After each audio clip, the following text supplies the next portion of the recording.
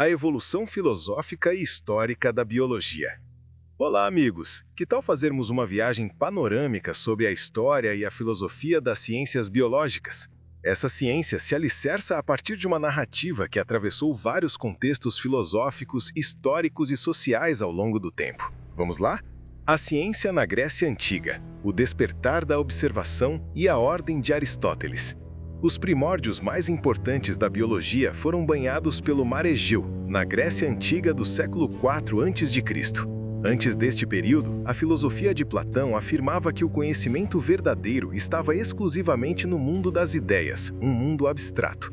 A observação direta da natureza era considerada uma distração. Mas caramba, olha esse mar lindo! Surge então Aristóteles. Ele rejeitou essa ideia de Platão e acabou fundando as bases empíricas da biologia, ou seja, baseadas nas observações e nas experiências práticas. Aristóteles passava horas dissecando animais marinhos e observando o desenvolvimento de embriões de pintinhos, catalogando a diversidade da vida.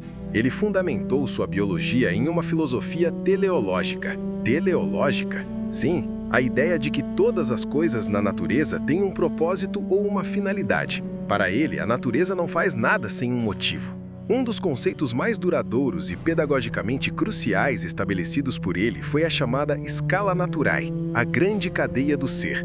Aristóteles enxergou um contínuo de complexidade, uma escada fixa de perfeição, indo dos minerais e plantas na base dessa escala, entidades mais simples, até os animais com alma sensitiva e culminando no ser humano com sua alma racional, logo mais complexos. Essa lógica intuitiva, baseada no senso comum e em propósitos intrínsecos aos seres, apenas reflete como a mente humana é naturalmente aristotélica em sua busca por um propósito no mundo vivo. A ciência medieval, a preservação, a teologia e a fixidez das espécies. As ideias de Aristóteles persistiram por muitos séculos, inclusive chegando até a Idade Média. Logo de cara, precisamos desmistificar a ideia de que este foi um período estéril, uma idade das trevas. A ciência biológica medieval foi uma era de preservação textual e estudos teológicos. A Scala Naturae de Aristóteles foi adotada, mas foi cristianizada. O que antes era uma organização puramente biológica tornou-se uma ordem hierárquica decretada pela vontade do próprio Deus. Acreditava-se que todas as espécies de seres vivos eram fixas e imutáveis desde a criação. Um lobo era o mesmo na Idade Média, foi o mesmo na aurora dos tempos e nunca deixaria de ser um lobo. No tocante às fontes de conhecimento, a natureza era o livro da natureza, onde cada ser vivo podia ser interpretado como um símbolo moral. Os bestiários medievais ensinavam, por exemplo, que o pelicano feria o próprio peito para alimentar seus filhotes com seu sangue, uma alegoria biológica para o sacrifício de Cristo. A biologia era serva da teologia. No mundo islâmico, figuras como Avicena mantiveram o conhecimento empírico vivo, fundindo a filosofia aristotélica com a medicina de Galeno. A ciência moderna, a revolução de Bacon e a fisiologia mecânica de Descartes. A ruptura com o mundo estático medieval europeu ocorreu através da Revolução Científica, ocorrida ao longo dos séculos XVI ao XVIII. O inglês Francis Bacon acreditava que a estagnação científica era causada por uma adesão cega às ideias aristotélicas. Ele era contra a obtenção de conhecimento vindo primordialmente das próprias ideias, inclusive chamava os vieses cognitivos humanos de ídolos da mente. Em sua obra Novum Organum, Bacon propôs que o conhecimento verdadeiro deveria ser obtido através do empirismo rigoroso e do raciocínio indutivo, ou seja, os dados devem ser obtidos das observações e experimentos, e insistia na necessidade de se utilizar os grupos de controle nos experimentos.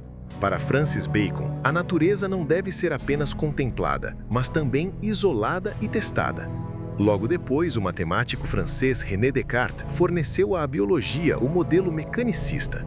Para ele, os corpos vivos não possuíam uma espécie de força vital mágica. Eles operavam como as engrenagens de um relógio complexo, verdadeiras máquinas. Ele formulou a tese do animal-máquina, argumentando que os animais eram autômatos biológicos sem consciência verdadeira, regidos pela física e dinâmica dos fluidos. Apenas os humanos possuíam uma alma racional, que interagia com a máquina do corpo através da glândula pineal.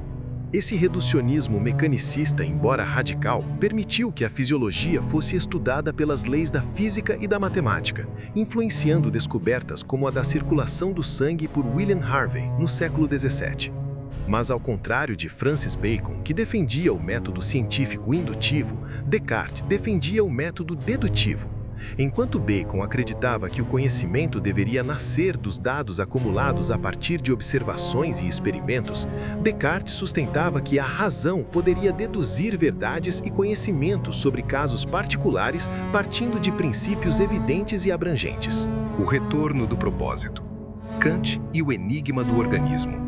O filósofo Immanuel Kant percebeu que o empirismo fica limitado, pois os experimentos fornecem os dados, mas não explicam sozinhos como eles se organizam. Para isso é necessário usar a mente e a razão. No entanto, o dedutivismo e racionalismo por si sós, mesmo podendo organizar e estruturar conceitos, dependem dos experimentos para obter conhecimentos reais. Daí vem a sua célebre frase: os pensamentos sem conteúdo são vazios, as intuições sem conceitos são cegas. Assim, Kant foi o responsável por fazer uma síntese entre o indutivismo de Francis Bacon e o dedutivismo de René Descartes. Unindo o melhor dos dois mundos, ele propôs que o conhecimento humano resulta da interação entre a experiência sensível e as estruturas racionais a priori. Em sua Crítica da Razão Pura de 1781, ele conciliou o empirismo e racionalismo, criando o que chamou de filosofia crítica. Ok, mas ainda havia algo a resolver. Apesar da elegância, o mecanicismo de Descartes esbarrava em um problema: o desenvolvimento autônomo dos seres vivos. Uma máquina é montada por uma entidade externa, como um engenheiro, mas um embrião se desenvolve sozinho em um organismo adulto. Como explicar isso sem invocar algum poder sobrenatural? Immanuel Kant, em sua obra Crítica da Faculdade do Juízo, de 1790, elaborou uma resposta a esse paradoxo, definindo os organismos como sendo propósitos naturais, ou Naturzweck. Kant argumentou que, em um ser vivo, as partes e o todo causam e formam um ao outro reciprocamente. Usando a analogia de uma árvore, ele argumenta que as folhas, as raízes e o caule se produzem e se mantêm de forma recíproca. O organismo é um sistema integrado.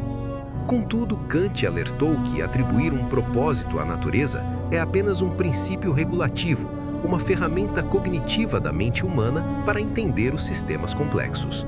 A biologia contemporânea, Darwin, Mendel e a síntese.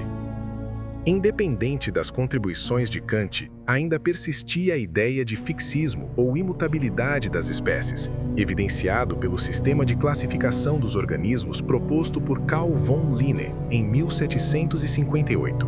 Ainda usamos alguns dos conceitos desse sistema, como as categorias taxonômicas e o sistema de nomenclatura binomial. Porém, avançando para a era vitoriana, no século XIX, o cenário de uma biologia estática ruiu. Os geólogos como James Hutton e Charles Lyell revelaram o tempo profundo, provando através dos estratos rochosos que o planeta Terra era muito antigo, muito mais do que se pensava até então. E esse grande período de tempo geológico é um dos fatores que permite a modificação das espécies ao longo das gerações.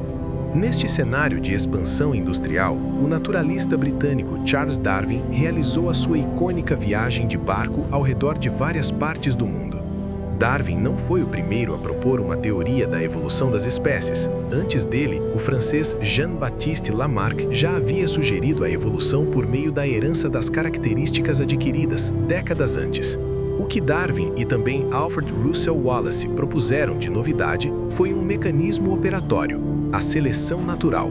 Para que a seleção natural funcionasse, a biologia precisava entender como as características eram herdadas.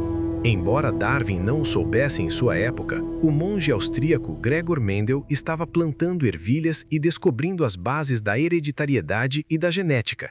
Quando as ideias de Darwin e Mendel foram finalmente unidas no século XX, nasceu a síntese evolutiva moderna. Hoje, a biologia contemporânea alcançou a biologia dos sistemas e a biologia molecular. Não vemos mais os organismos apenas como os relógios de Descartes ou as essências de Aristóteles, mas como vastas redes interativas de informações genéticas e proteômicas, fluindo através do ambiente interno, o milieu interior, num incrível equilíbrio fisiológico e ecológico. Quais serão as próximas grandes surpresas que nos aguardam, na medida em que a nossa compreensão sobre a vida avança?